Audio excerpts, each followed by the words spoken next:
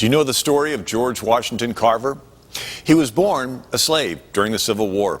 His father was killed in a log hauling accident. While an infant, George and his mother and sister were kidnapped by bushwhackers.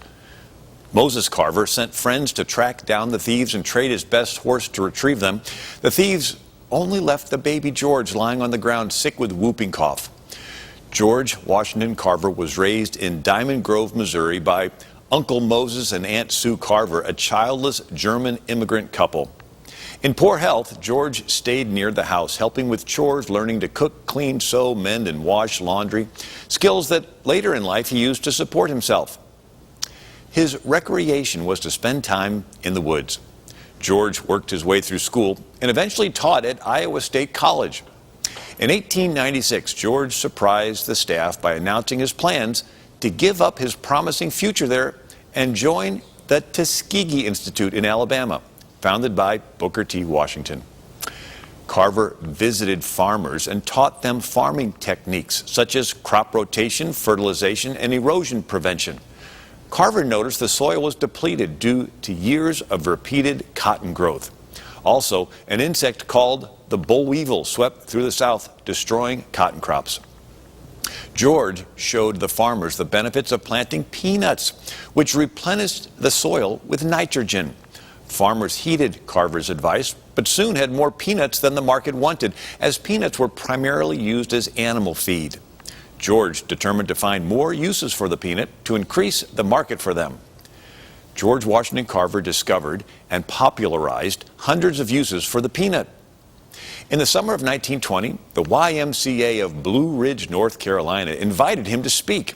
Dr. Carver stated, "Years ago, I went into my laboratory and said, 'Dear Mr. Creator, please tell me what the universe was made for.'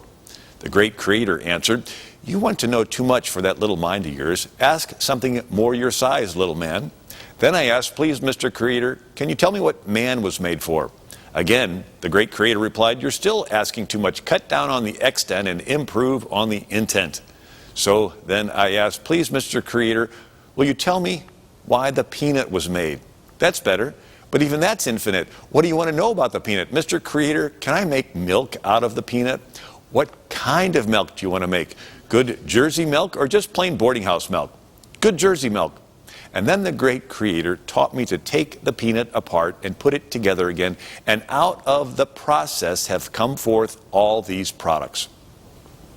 On January 21st, 1921, the United Peanut Growers Association asked George Washington Carver to address the U.S. House Ways and Means Committee in Washington, D.C., regarding a proposed tariff tax on imported peanuts. George expounded on the many potential uses of the peanut as a means to improve the Southern economy.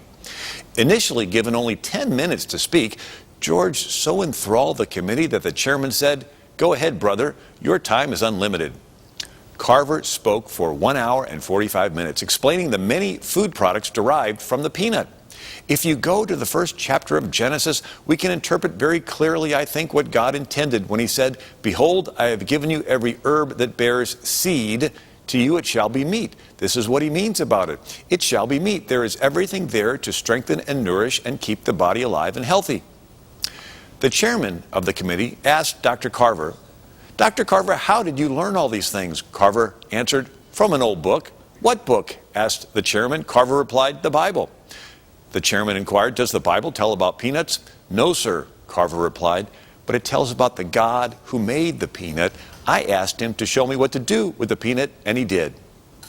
America has a unique history of faith, and it's important for us to remember these men and women and the miracles in American history.